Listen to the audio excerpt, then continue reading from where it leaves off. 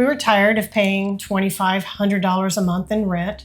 And at this point in our careers and in our lives, I did not want to start over and buy a house. The prices of housing right now is obscene. And so downsizing to a tiny house gave us the space that we wanted and needed. And it also was within a price range that we could manage and make it easier for us to retire sooner.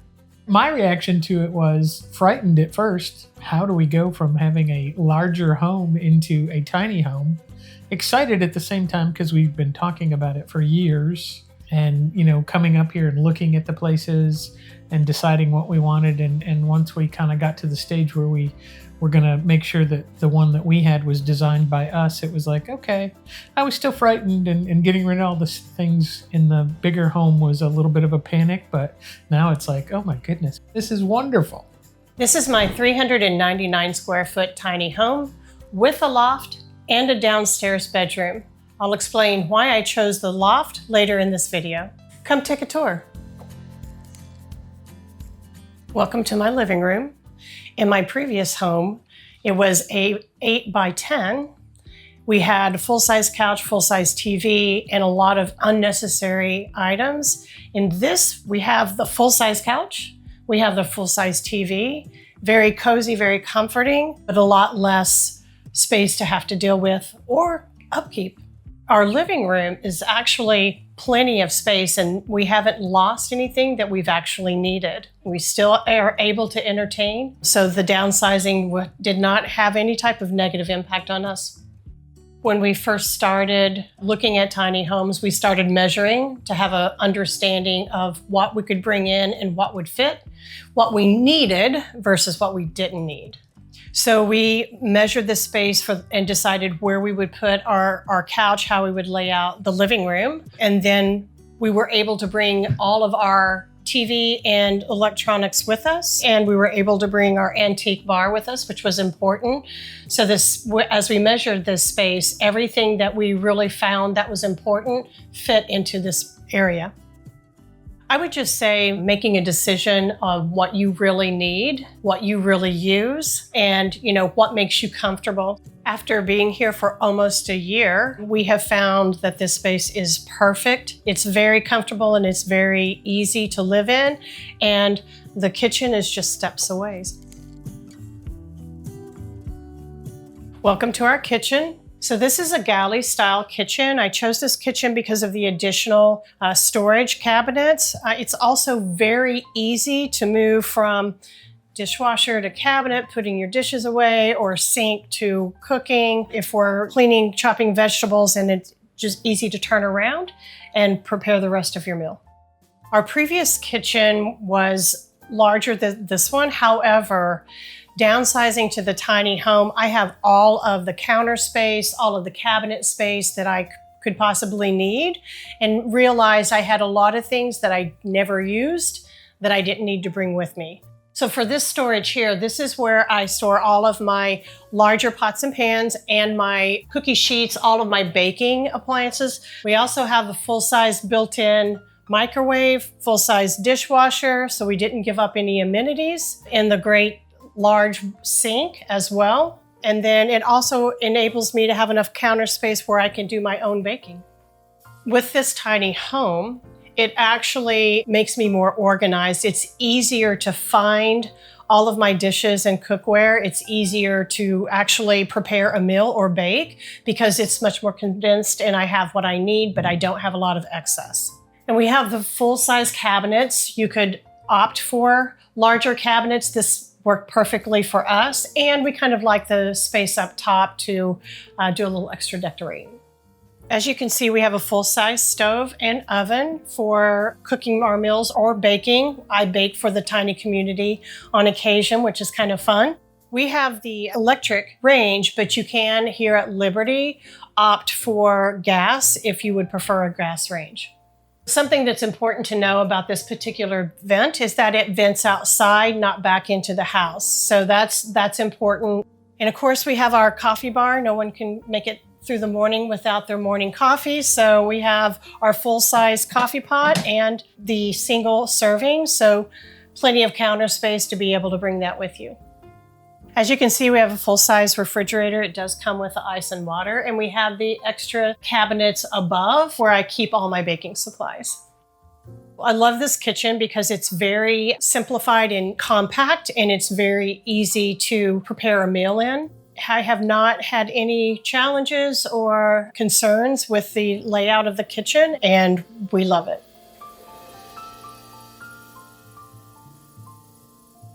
The total cost of the home was $120,000. This footprint was $108,000. We did some upgrades like with the countertops, so that was an additional cost, but that was part of the $120,000.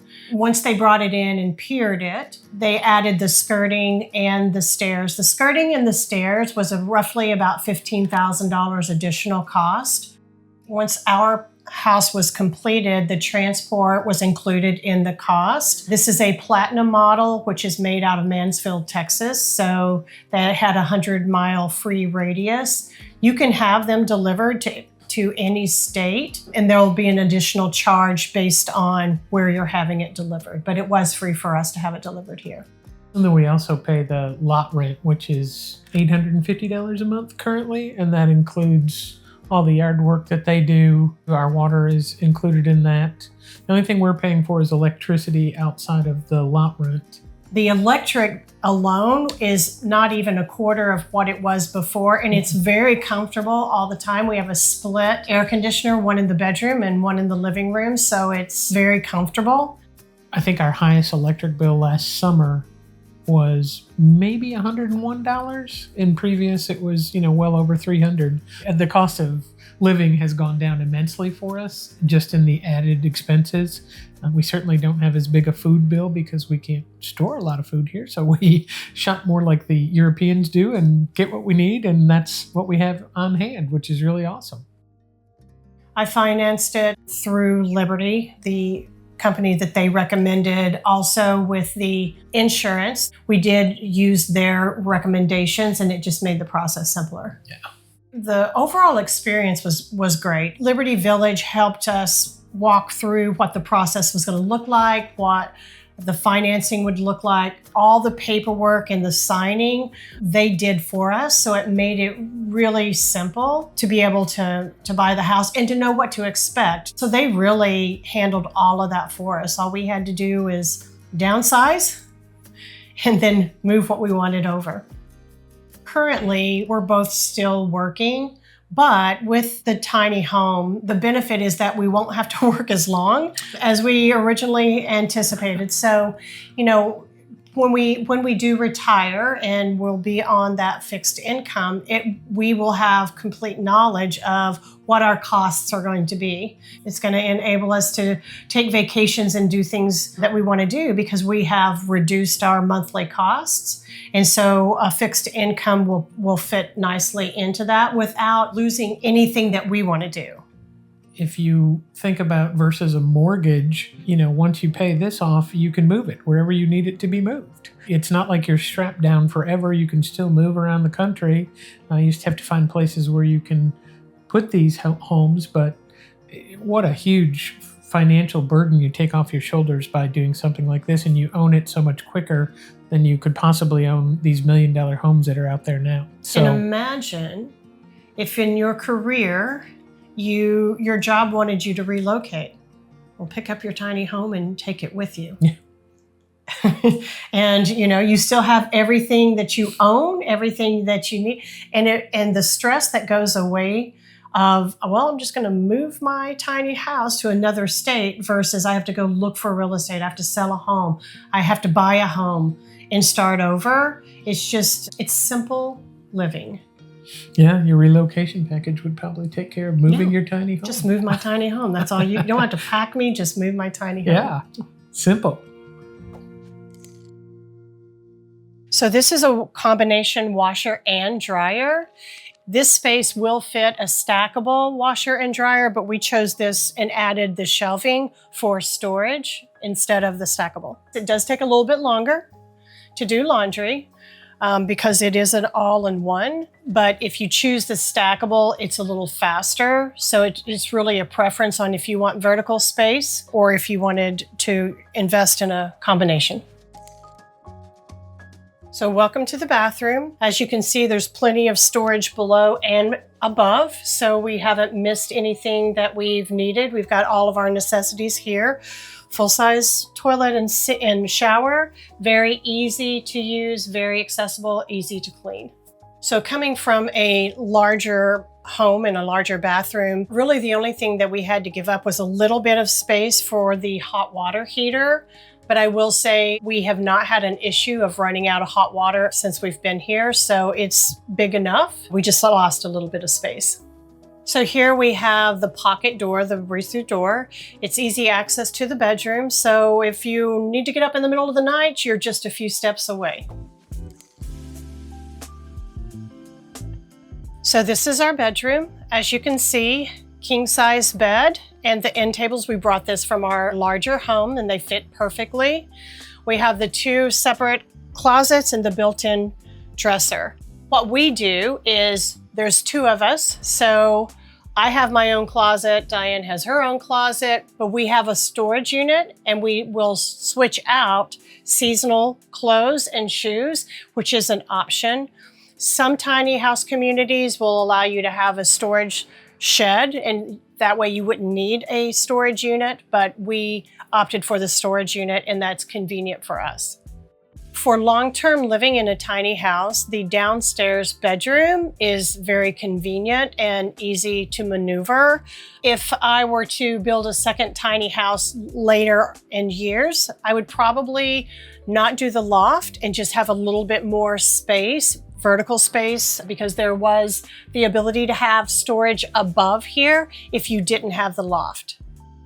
I had been looking at tiny homes for quite some time, and the reason I chose to move into a tiny home at this point in time in my life is that I didn't want a lot of space to have to take care of. I wanted it to be easy for long-term living, and it's easier in a long-term living in a space this size to be able to manage for as long as I possibly can. So welcome to our upstairs loft.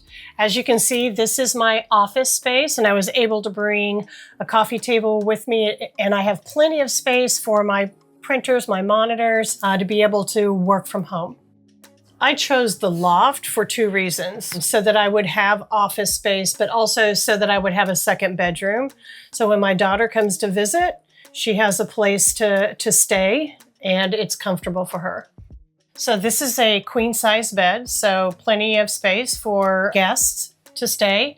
We were also able to add some additional storage on both sides of the bed, which gives us some storage, and we have our own little mini wine rack. We were able to find storage containers that fit underneath the bed, so that gives us a whole nother layer of storage for seasonal type clothing as well. Another perk of having a loft is that we were able to put drawers in the stairs, so that's just another storage area for us. We're very happy that we decided to add the loft because it just makes it feel more spacious and larger to have a second living place, if you will. There's been time where one of us was sick, and so somebody stayed up here so that they wouldn't get sick. So I think that's the other benefit of having a loft is you've got 2 separate places. If somebody's ill or unable to sleep, you've got a place to go.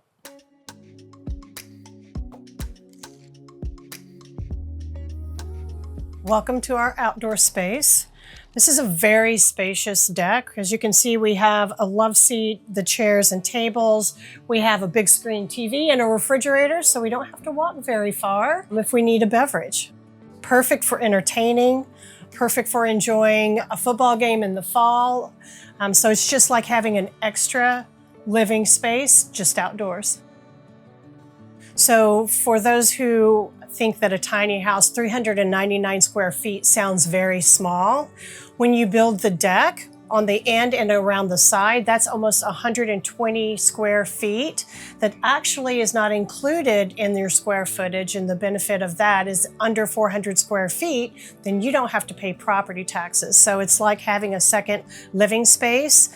And on the side, we're able to accommodate a full-size gas grill, another refrigerator, and a storage closet.